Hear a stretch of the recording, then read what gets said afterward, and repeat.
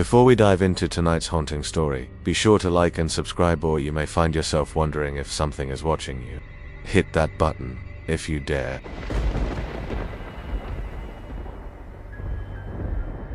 The night shift in radiology is always quieter than the rest of the hospital. The hum of machines, the occasional beeping of monitors, and the soft shuffle of nurses' feet on the linoleum floors are the only sounds to break the silence. But for those who work in the shadows of the diagnostic rooms, the quiet carries a weight.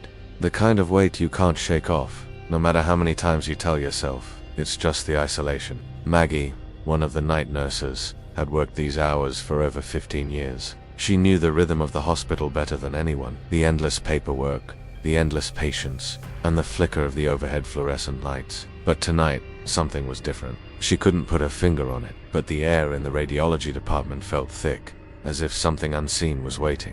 It started with the X-ray machine in room 14, a standard room. Nothing special, just a place for routine post-op checks. But every time Maggie rolled in the portable X-ray cart, there was a feeling, a strange, almost palpable tension that hung in the air. At first, it was nothing more than a whisper, a nagging sensation that something was off. The kind of feeling you get when you walk into a room and feel like someone is watching, but you can't see anyone. But tonight, it was stronger. Maggie couldn't remember the last time she had been alone in that room. But tonight, the radiology department was quiet, almost too quiet. As she wheeled the cart toward the door, she noticed the lights flickering again, like they always did in room 14. It was just an inconvenience, a part of the old hospital's charm, or so the staff liked to joke. But tonight it was different. The flickering was rhythmic, like a heartbeat, slow, deliberate. She rolled the cart inside, and the air grew colder. The temperature in the room had always been a bit inconsistent, but this felt like a sudden drop, almost like stepping into a different world. She adjusted the machine, checked the settings on the control panel, and waited for the patient to settle on the table. The patient, a middle-aged man recovering from surgery, looked at her with wide eyes. He said nothing at first, just stared at the ceiling, his face pale, his eyes darting around nervously. Maggie's heart skipped a beat, but she brushed it off. It was just the anxiety of being in the hospital. After all, who wasn't a little uneasy in a place like this? She asked him to hold still, adjusting the machine one last time. That's when she saw it, a shadow. It wasn't a trick of the light or a passing figure. It was a solid shape, human in form, but too tall, too thin to be real. It hovered near the corner of the room, just out of her peripheral vision. Maggie froze, her hand still hovering above the control panel, unsure whether she was seeing things. But when the shadow moved, slowly, deliberately, toward the bed, she knew it was real. The patient seemed to notice it too. His eyes locked on the shadow, his body stiffening with terror. He whispered, "Do you see it? Do you feel it? There's something in here." Maggie swallowed hard, forcing herself to focus. She was a nurse, and nurses don't get scared, but her heart pounded in her chest as she turned back toward the machine. The shadow seemed to recede, melting into the corner as the patient's eyes followed it. Maggie rushed to complete the X-ray, her hands trembling as she pressed the button to capture the image. The moment the machine beeped, signaling that the scan was complete, the room seemed to exhale, and the oppressive weight lifted. The patient sighed in relief, though his face was still pale. "It's gone," he whispered, more to himself than to Maggie. But she didn't answer. Instead, she moved quickly, gathering her things and helping him off the table. She left the room without another word, her mind spinning. Later that night, Maggie spoke to the other nurses on shift. She tried to laugh it off, to convince herself it was just stress, but they weren't buying it. They had all worked in radiology long enough to know that some rooms had a feeling, a presence that never quite went away. Room 14 was one of those rooms. The kind of room where things didn't feel right, where the machines seemed to malfunction without explanation, and where patients sometimes talked about hearing voices or seeing figures in the corners of their eyes. "I've heard it," said Lisa, another nurse, her voice low. "Patients talk about the humming in that room. They say it feels like something's watching them." Maggie shivered. She had heard the stories too, but what could they do? There was no official report, no explanation, just rumors, just whispers. Later that week, it happened again. This time, it was the CT scanner. Maggie had just finished a routine scan on an elderly woman, and as she prepared to leave, she noticed a faint smell in the room. It was subtle, but unmistakable. Lilies? Fresh. Lilies, as if someone had just placed a bouquet in the corner. The scent was so strong, it made her stomach turn. She looked around the room, but there were no flowers, no floral arrangements. just the sterile walls of the CT suite. She dismissed it as a trick of the senses, but when she mentioned it to the technician, his face went pale. "You smelled it too?" he asked. "It's not the first time. A few weeks ago, a patient coded right after they mentioned the same thing." Maggie's stomach dropped. The woman she had scanned was in her 80s. She was stable. Fine. No history of sudden cardiac events. But Maggie couldn't shake the feeling that something had shifted in the room. Just like in room 14, the days bled into each other. Nurses, techs, and patients came and went, but the strange occurrences never ceased. Maggie couldn't escape the unease that seemed to cling to the walls of radiology. She kept her distance from room 14, trying to avoid the heavy air, the flickering lights, and the shadows that seemed to follow her every step. But it didn't matter. The hospital had a way of finding you, of reminding you that there were things in this world that couldn't be explained. It was during one particularly long night that Maggie saw something she couldn't forget. She was walking down the hall toward the radiology office when she saw a figure standing at the far end of the corridor. A man, tall and broad-shouldered, wearing a lead apron. His face was obscured by shadows, but there was no mistaking the way he walked. Deliberate, like someone who knew this hospital better than anyone. Maggie froze. He didn't acknowledge her, didn't even look up. He just walked, his heavy boots echoing on the tile. She watched him disappear around the corner, her heart racing. She sprinted down the hall, calling out to him. But when she turned the corner, the hallway was empty. There was no sign of anyone. No lead apron, no boots. "No man?" She asked the others if they had seen him, but no one had. The security footage showed no one walking in the hallway, just a quiet corridor. No footsteps, no figure, just emptiness. It wasn't until much later that Maggie learned who the figure might have been. Thomas, an old radiology tech, had worked there for over 20 years. He was known for always wearing his lead apron and his quiet, steady demeanor. He passed away suddenly, his heart giving out in the break room. No one had mentioned it at the time, but Maggie knew. She knew that sometimes the ones who left didn't really leave at all. They just walked a different route, one that no one else could follow. And in radiology, the shadows were never quite empty.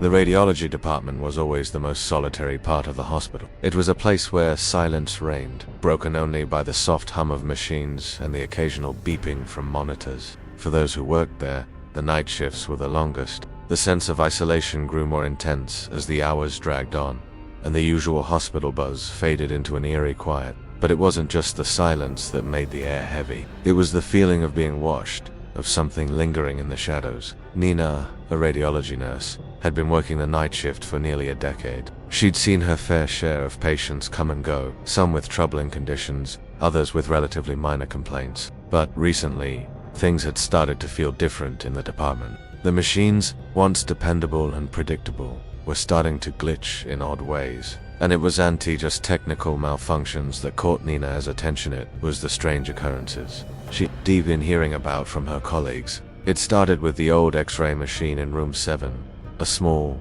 claustrophobic space tucked away at the far end of the department. It wasn't used often, and that made it a bit of a mystery to Nina. A few weeks ago, a tech had mentioned that the machine had been acting up, producing images that were warped or distorted. The tech had dismissed it as a simple calibration issue, but after a few more strange occurrences, the rumors began to spread. One of the nurses, an older woman named Carol, had told Nina about a patient who had been in room 7 for an X-ray. The man had been in his late 50s, suffering from a bad fall, but after the X-ray he started acting strangely. He'd complained of a constant buzzing sound in his ears and had mentioned seeing a dark figure standing near the door while the X-ray was being taken. Nina had dismissed it as the man's imagination running wild. But when another nurse mentioned hearing the same complaints from a different patient, her curiosity was piqued.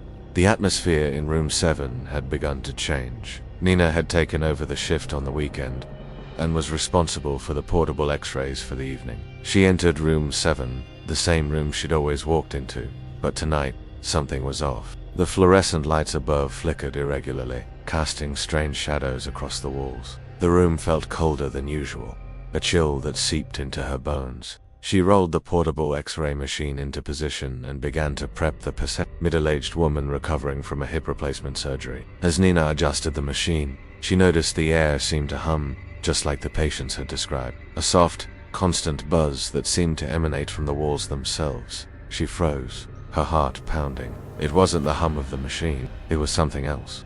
She glanced over at the patient, who seemed to be staring off into the corner of the room, her eyes wide with fear. The woman spoke in a voice that barely above a whisper. "Do you hear it? The buzzing ... It's so loud. There's something here." Nina felt a chill crawl up her spine. She glanced toward the corner where the patient was looking, but there was nothing there. Just shadows. But the air felt heavier now. Thicker. Like something was watching. Something that shouldn't be. The X-ray machine suddenly flickered, the screen going black for a moment, before it came back to life. Nina cursed under her breath, adjusting the settings and trying again. But this time, the machine froze entirely. No matter what she did, it wouldn't respond. Her frustration grew, but she could feel the hairs on the back of her neck stand up. Something was wrong. The woman, still staring at the corner, spoke again.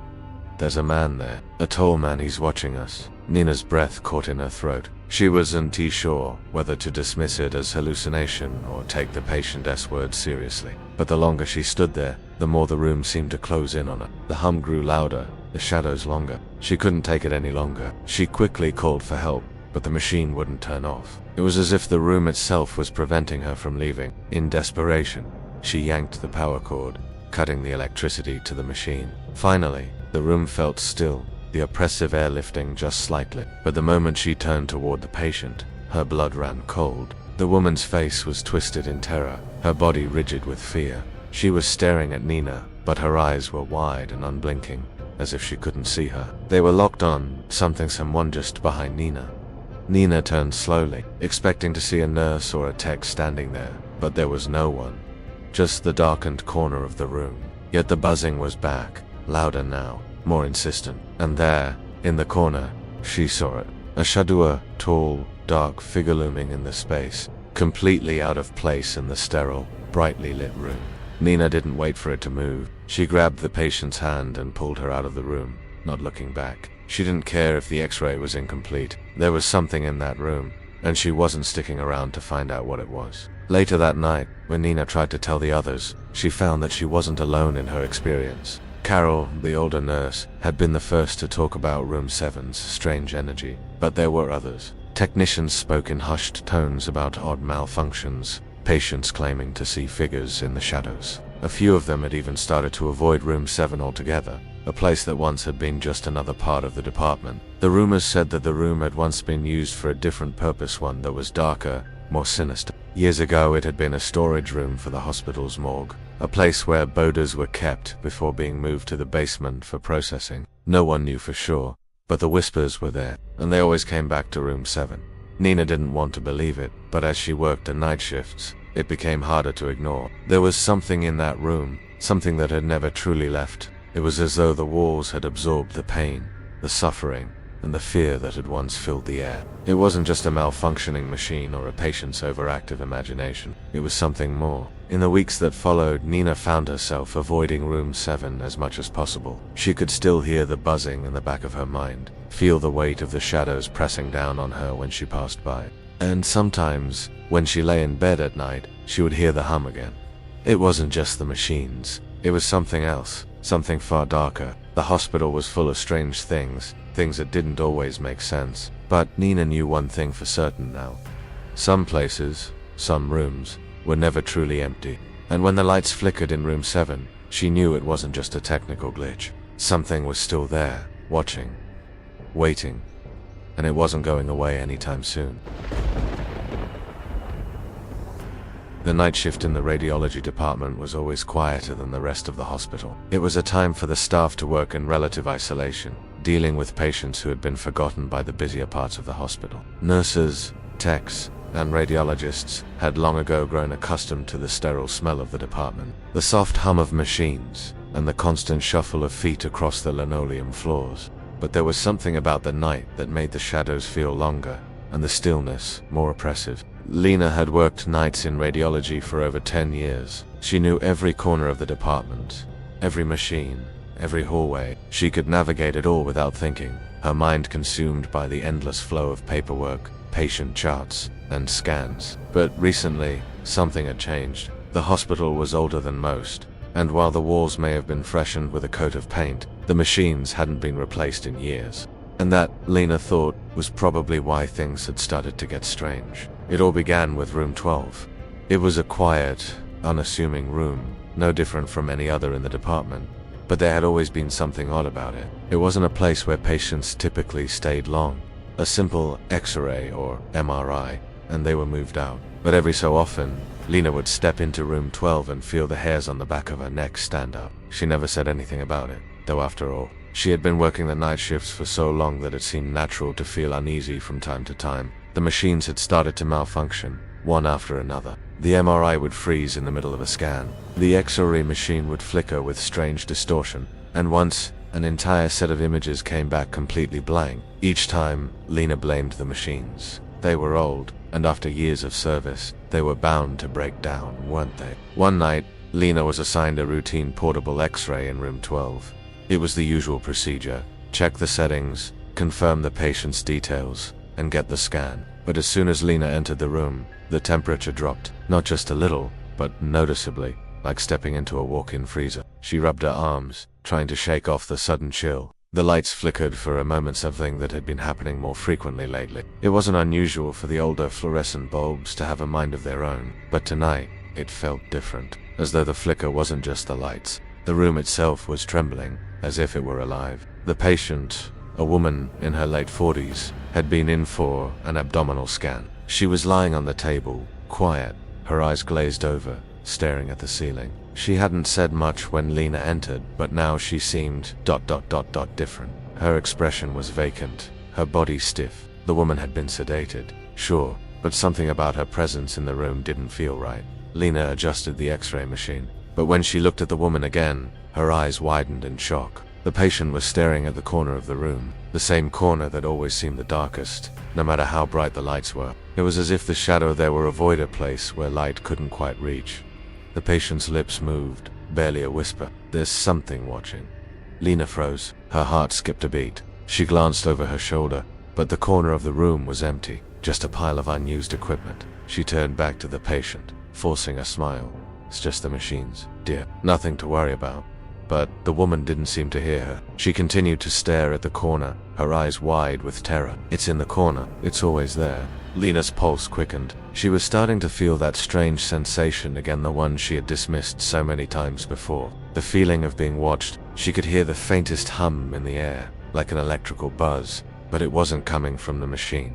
It was coming from somewhere else. She glanced at the door, then back at the patient, who was now mumbling incoherently. The temperature dropped even further. Lena stepped back, her eyes still on the patient. Something wasn't right. The patient's body was rigid, her eyes unblinking as she continued to stare at the corner. The hum grew louder, and Lena could feel her skin crawl. She reached for the control panel to adjust the machine again, but before she could, the patient's body began to twitch. The woman's eyes shot open, locking onto Lena with a wild look of panic. "It's not a machine. It's not a machine," she screamed. "It's..." Suddenly, the lights flickered violently, the whole room plunging into darkness for a moment before the emergency lighting kicked in. Lena's heart pounded in her chest as she rushed toward the door, ready to call for help. But when she stepped into the hallway, the lights flickered again. This time, there was no hum, no sound of the machines, just silence. As she turned to look back at room 12, the door slammed shut. The lights went out once again, leaving only the dim glow from the hallway. She could hear someone moving inside the room. Lena's breath quickened. She took a step forward, then froze. It was a sound she couldn't ignore. The unmistakable sound of breathing. Ragged, labored, as if someone was struggling for air. Heart pounding, she approached the door, pushing it open with a shaking hand. But the room was empty. The patient was gone. The table was left untouched, the X-ray machine standing still, silent. There was no sign of the woman who had been there moments before. Lena stood there, her mind racing. She had seen the woman leave the room. She had been the one to bring her in. Yet now, it was as though she had never been there. As if the woman and everything about that moment had been swallowed by the darkness. That's when Lena noticed the corner again, the shadow. It was darker now, deeper, like something was pressing against the walls. A heavy weight that she couldn't see, but she could feel it pulling at her. Lena backed out of the room, the door swinging shut behind her. She didn't dare go back in. She didn't know what was happening, but she knew one thing for certain. Room 12 wasn't just malfunctioning, it was alive. It was waiting for something that no one could explain, something that wouldn't let go. For the rest of the night, Lena couldn't shake the feeling of eyes on her, following her through the hallways. The hum, the shadow, The whispers in the air, it all lingered in her mind, a constant presence she couldn't escape. The following week, room 12 was sealed off for maintenance. The machines were replaced, the lights fixed, the air ducts cleaned. But it didn't matter. Lena knew that room 12 would never truly be empty. Something was there, something that had been waiting, something that was always watching, and no matter how much she tried to ignore it, Lena knew that room 12 had claimed another piece of her, just as it had claimed so many before. The shadows that watched from the corner would never let her forget.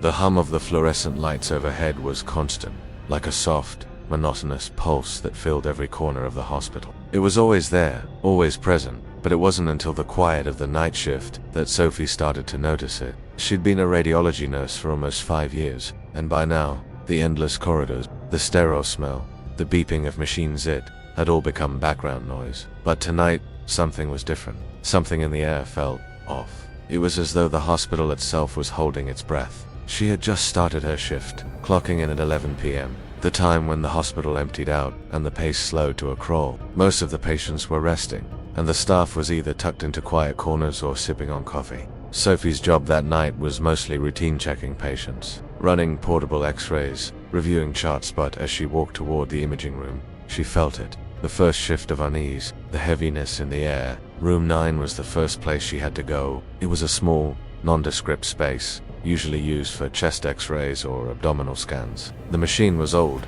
a relic compared to the newer, sleeker ones down the hall, but it was still functional. The patient, a man in his 70s recovering from heart surgery, had been wheeled in moments before she arrived. He was awake but drowsy, his eyes half-lidded as he waited for the scan. She gave him a warm smile, her practiced calmness, a quiet, reassuring. But there was something unsettling about room 9 tonight. The lights flickered, just for a second, but it was enough. Sophie glanced at the overhead bulbs, but they didn't flicker again. Still, the unease gnawed at her. She couldn't explain it, but the room felt wrong, like it was holding its breath, waiting for something. The patient, Mr. Hayes, shifted on the table, his eyes widening as he seemed to stare at something in the corner of the room. Sophie followed his gaze but saw nothing, just the corner, the shadows cast by the low light. She shook her head, telling herself she was imagining things. "You okay, Mr. Hayes?" Sophie asked, her voice soft, professional. His voice was shaky, and his hands gripped the sides of the table. Do you hear it?" he asked, his gaze fixed on the corner. It's humming." Sophie paused, confused. "Humming?" He nodded, his breath shallow, a buzzing sound. "It's been going on ever since I was wheeled in here." Sophie didn't hear anything. She leaned over the machine, making sure everything was set up correctly. "I don't hear anything, Mr. Hayes. It's just the machines." But even as she said it, she felt it, the softest vibration under her feet. Not the hum of the machines, but something else, something deeper. It was as if the walls themselves were alive, vibrating with a low, insistent thrum that no one else seemed to hear. She tried to push the feeling down, concentrating on the task at hand. She completed the x-ray quickly, her mind too focused on the odd sensation to engage in small talk with the patient. When the scan was finished, she helped Mr. Hayes back into his bed and wheeled him out, her eyes glancing nervously at the corner of the room.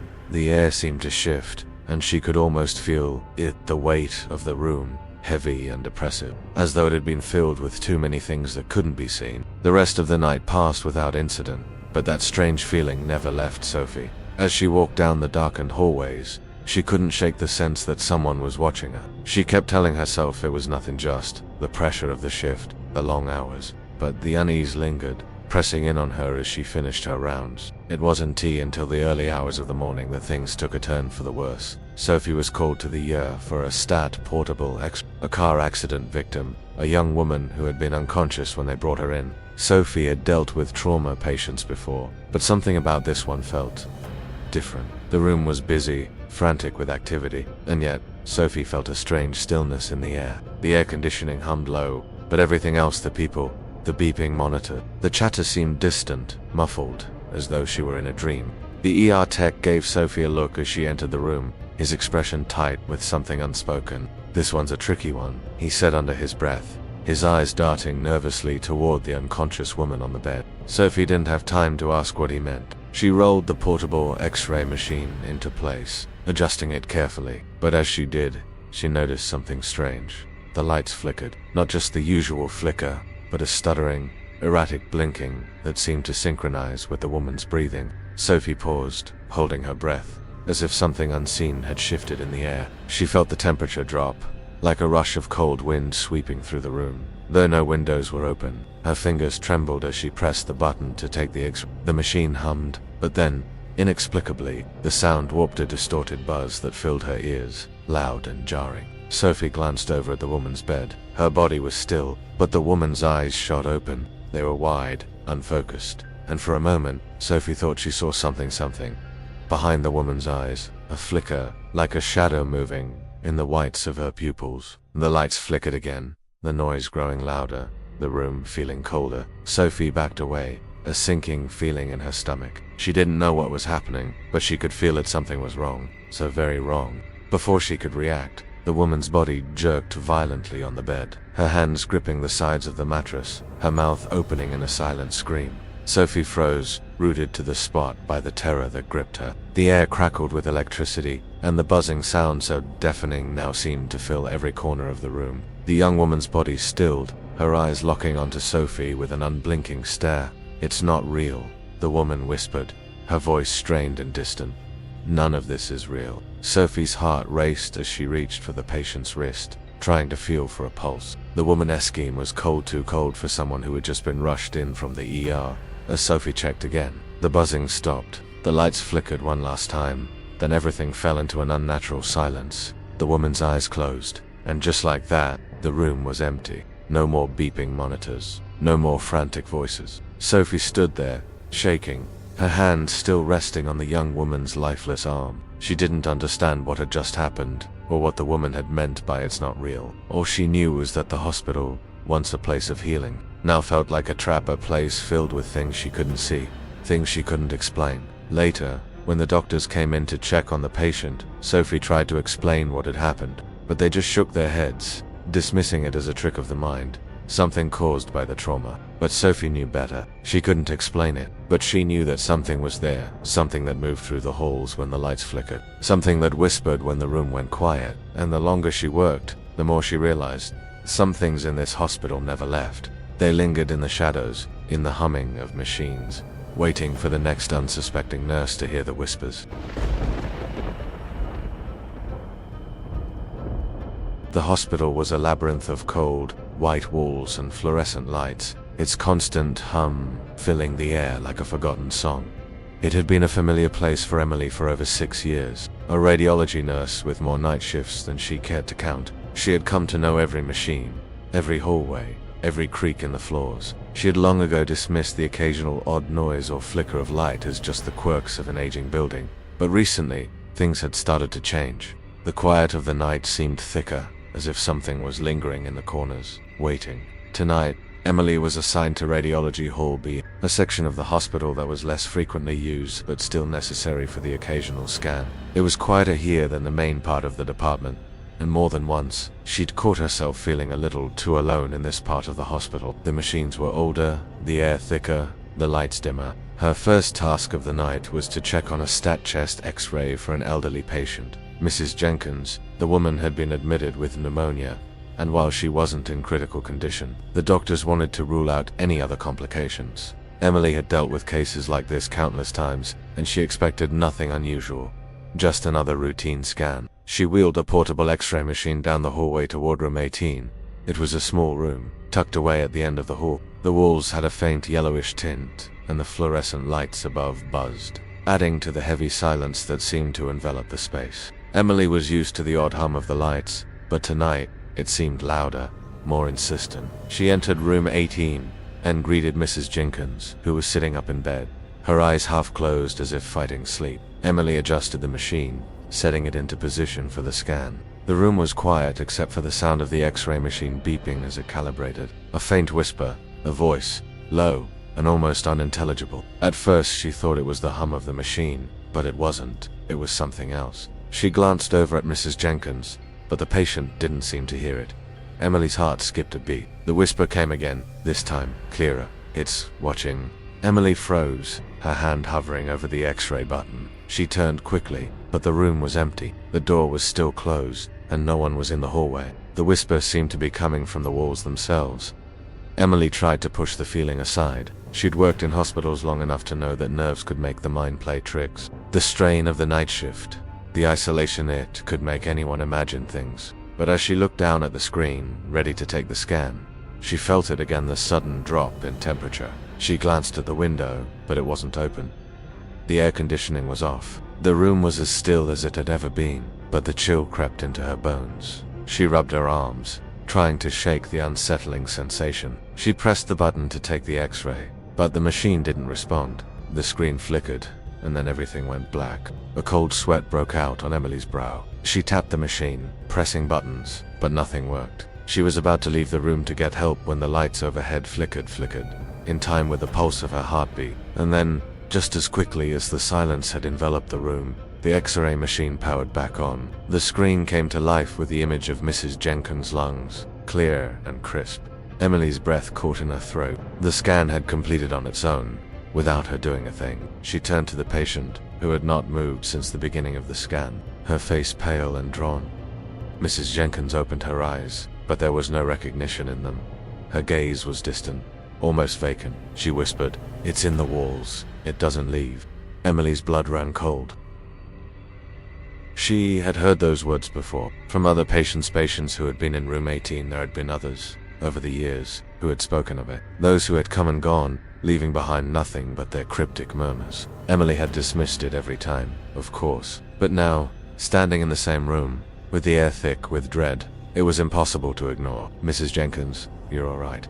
We're done here. Just rest now," Emily said, trying to mask the tremor in her voice. She quickly disconnected the X-ray machine, eager to leave the room. But before she could, the woman's frail hand reached out, grabbing her wrist with surprising strength. "It won't let you go," Mrs. Jenkins whispered, her voice barely audible. "It's in the walls. It sees you." Emily's heart hammered in her chest as she yanked her arm free. The door was still shut, but she could hear its soft footsteps moving in the hallway. No one should have been there. She had been alone the whole time. The lights flickered again, and for a moment, everything went black. When the lights came back on, Emily found herself alone in the room with Mrs. Jenkins. The elderly woman was sitting up, her eyes vacant, but her mouth curled into a strange, almost satisfied smile. Emily backed away, almost stumbling, her pulse racing. She didn't know what was happening. She didn't understand what she was feeling, but she knew one thing. Something was wrong in room 8. The woman's voice echoed in her mind as she fled the room. "It won't let you go.